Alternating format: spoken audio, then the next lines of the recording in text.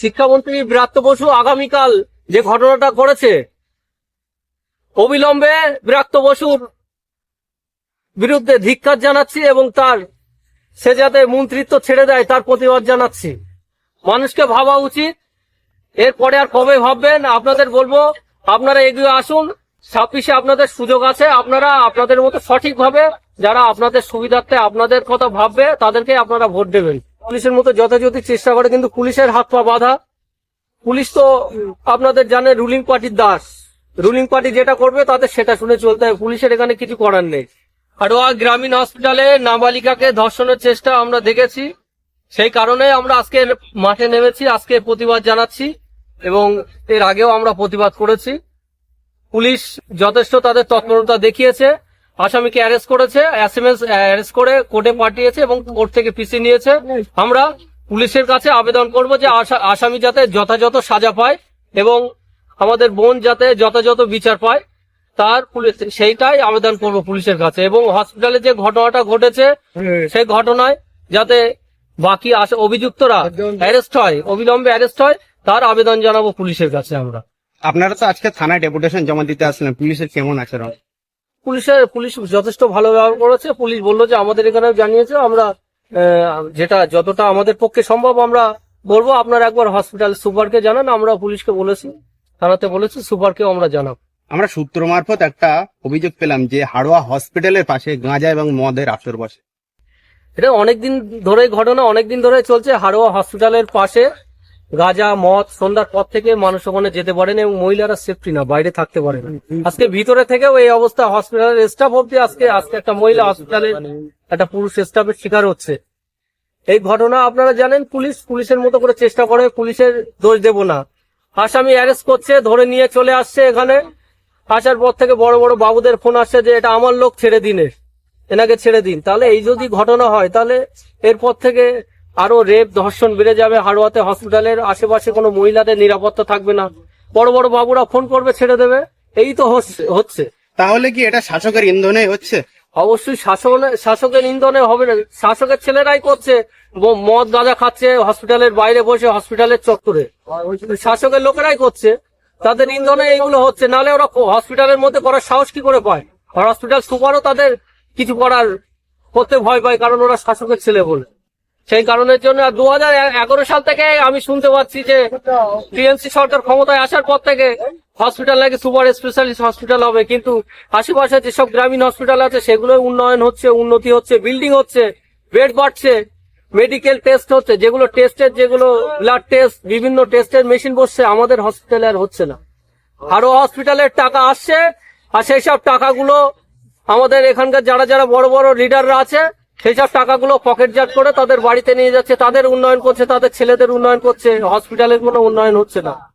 Haroa hospital থেকে থানা অল্প কিছুটা দূর, তারই ইন্ধনে পুলিশ, এটা কি পুলিশের ইন্ধনে এই মদ গাঁজার আসর বসছে? পুলিশের ইন্ধনে আপনাদের একটু আগে বললাম যে পুলিশের মতো যথাযথ চেষ্টা করে, কিন্তু পুলিশের হাত পা বাঁধা। পুলিশ তো আপনাদের জানে রুলিং পার্টির দাস। রুলিং পার্টি যেটা করবে তাদের সেটা শুনে চলতে হবে। পুলিশের এখানে কিছু করার নেই।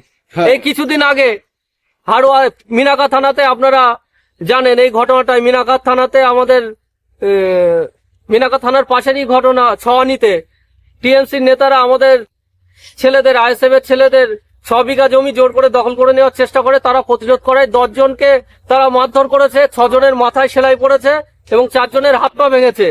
আমরা থানায় গেছি, থানায় কমপ্লেন দিয়েছি। পুলিশ তার যথাযথ ব্যবস্থা করেছে, আসামিদের অ্যারেস্ট করেছে। 2টো আসামি অ্যারেস্ট করে কোর্টে পাঠিয়েছে। সে কারণে যে আয়ও অ্যারেস্ট করেছে, পিসি পার্টি ছিল, তাকে সঙ্গে সঙ্গে এসপি অফিসে ক্লোজ করে দেওয়া হয়েছে। তাহলে এতটা প্রভাবশালী, এতটা শক্তিশালী তারা। এই পার্টির লিডারদের কোনো ছেলেদের অ্যারেস্ট করলে পুলিশকে ক্লোজ করে এসপি অফিসে পাঠানো হচ্ছে, পাঠিয়ে দিচ্ছে। তাহলে এটা একটা ভাবার বিষয়, ভবিষ্যতে আরো কি হতে পারে, আমরা কোথায় দাঁড়িয়ে আছি, সমাজটা কোথায় দাঁড়িয়ে আছে।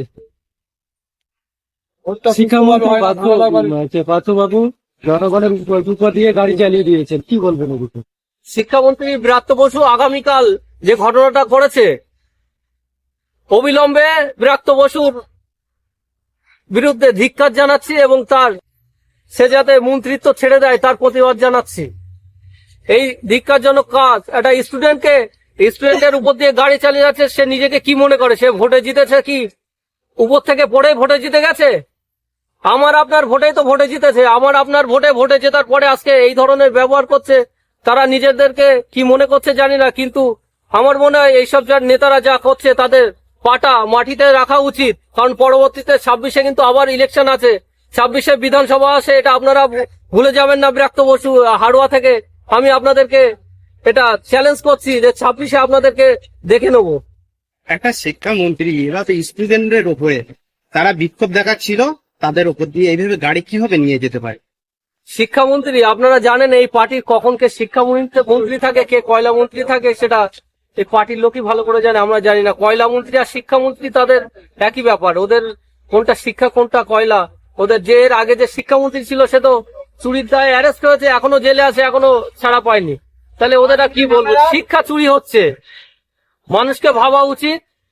এরপরে আর কবে ভাববেন? আপনাদের বলবো আপনারা এগিয়ে আসুন, 26-এ আপনাদের সুযোগ আছে। আপনারা আপনাদের মতো সঠিকভাবে যারা আপনাদের সুবিধার্থে আপনাদের কথা ভাববে তাদেরকে আপনারা ভোট দেবেন। কিন্তু গণতন্ত্রে তো হরণ করা হচ্ছে, মানুষকে ভোট দিতে দেওয়া হচ্ছে না। তার জন্য আমাদের সবাইকে একসঙ্গে লড়তে হবে, একসঙ্গে প্রতিবাদ করতে হবে। একসঙ্গে চললে আমরা যদি অপশক্তির বিরুদ্ধে লড়াই করি অবশ্যই আমরা জয়ী হতে পারবো, এটা আমাদের আশা। এই হাড়োয়ার যে নাবালিকাকে ধর্ষণের চেষ্টা, শাসক দলের পক্ষ থেকে বলা হচ্ছে যে বিরোধীরা মজা লুটছে। বিরোধীরা কিসের মজা লুটছে? যে আসামি অ্যারেস্ট হয়েছে, আরো আসামিরা অ্যারেস্ট হয়নি, যে যারা এর সঙ্গে যুক্ত আছে তাদের যাতে অ্যারেস্ট করা হয় তার আবেদন জানাচ্ছি এবং হসপিটালের পরিকাঠামোর জন্য আজকে আমরা থানায় ডেপুটেশন দিয়েছি। এর ভিতরে মজা লুটা কি আছে আপনার জানি না। তো ওদেরকে ওই থানার চত্বরে যারা ওর ছেলে টিএমসি পার্টির ছেলেরা মদ গাঁজা খায় সেগুলো করতে দিলে মনে হয় মজা লুটাটা বন্ধ হবে। ওই জন্যই ওরা ওটা বলছে যে মজা নিচ্ছি, ওটা করতে দেওয়া ঠিক।